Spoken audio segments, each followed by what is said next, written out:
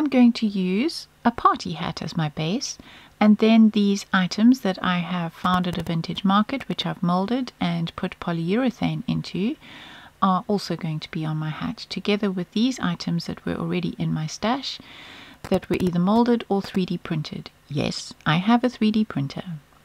I'm going to make goggles using these items, and this pattern I will use with leather later cut out to make my goggles.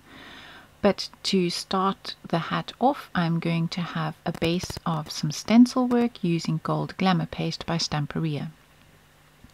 I use my silicone spatula just to get the paste into the middle of the jar, and then my metal spatula to apply the paste through the stencil.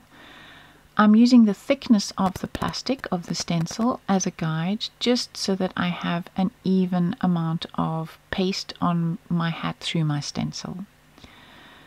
Once I'm happy with my application, I remove my stencil, choose my next stencil and placement, reuse my masking tape, and apply another layer of gold paste with exactly the same process, scraping it through the stencil so that it is the same level as the plastic of my stencil.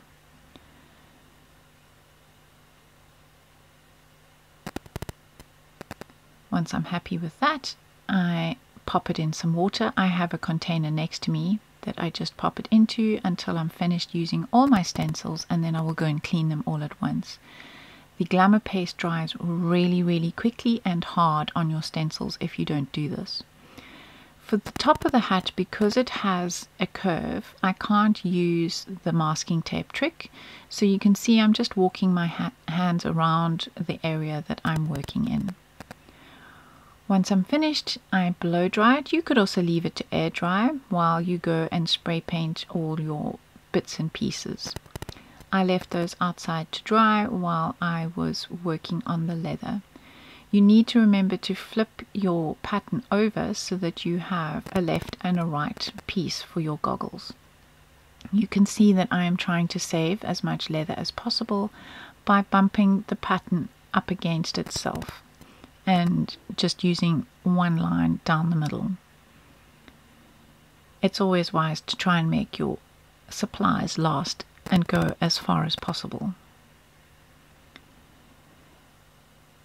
Testing that everything fits, and now I am aging the spray painted stuff. I used gold spray paint on these, which of course I didn't show you because I did that outside, and then I'm just using some black paint, putting it on and then taking it off.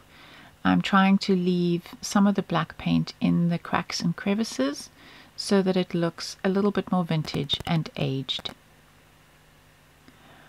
Once I'm happy with that, I'm now going to use alcohol ink on the half Christmas domes that I'm going to use as lenses. I've got a small one and a large one. Using E6000, I'm going to glue everything together, and now I'm using some, just from the hardware store, some nuts and bolts to put these 3 pieces onto my Christmas ornament. I'm using the little bit that sticks out that you would normally hang the Christmas ornament to pop my little nut and bolt through. Then I'm gluing it in place so that it doesn't unscrew later and stays fixed. Now I'm measuring to see where I must cut a little notch in the leather so that I can glue my leather around the lens. Then of course I need to trim the leather to fit, and that one is done. I have to do the same thing on the other side, except I don't of course have to cut any notches in it. It just needs to fit perfectly around the edge.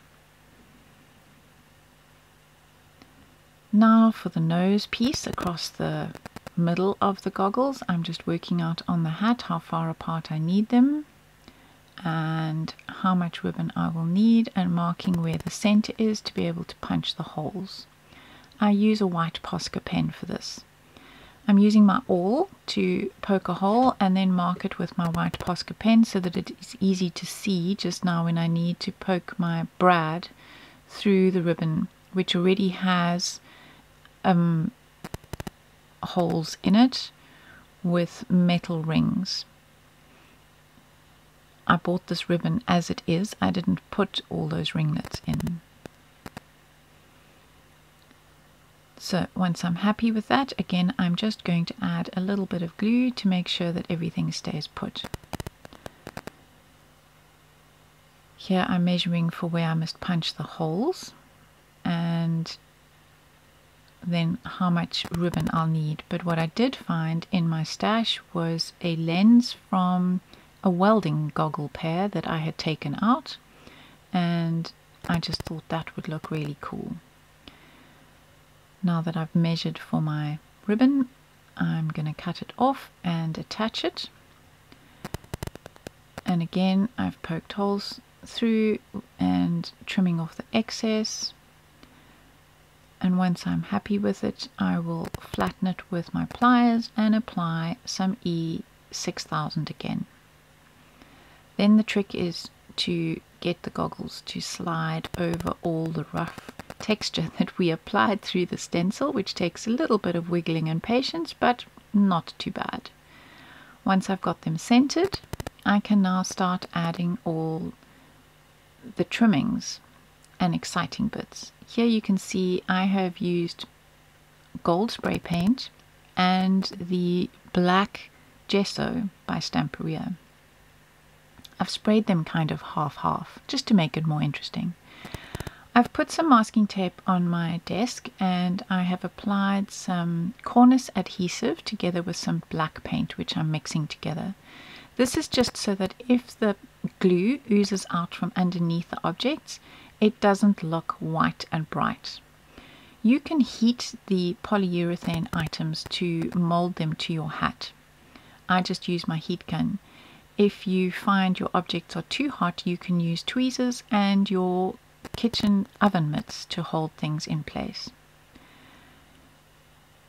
I like it when it looks like the cogs or gears could actually move or turn if they weren't glued to the hat.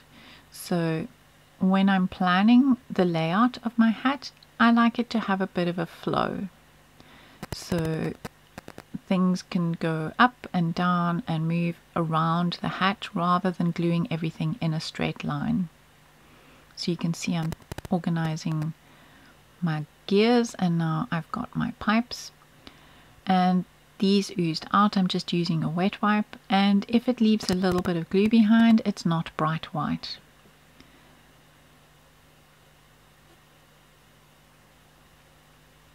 Now I've got my last pipe to add on the side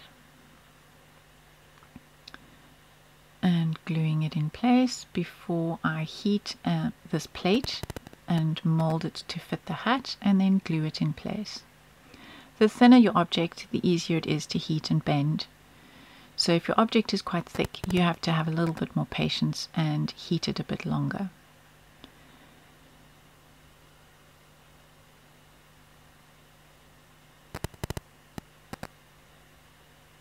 Here I'm adding my last gear for this side and then working out what I can use to join them together.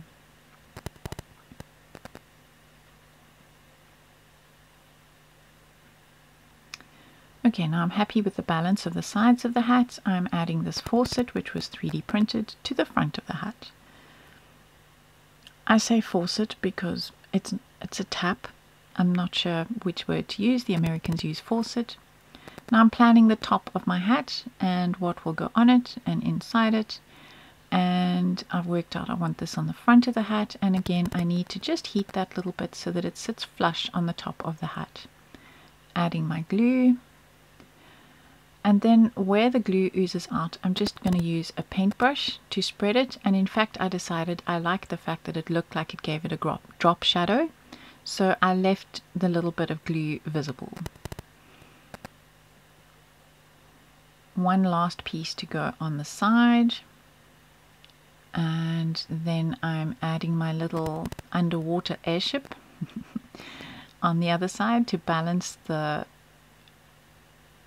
object that is sticking out on the left hand side.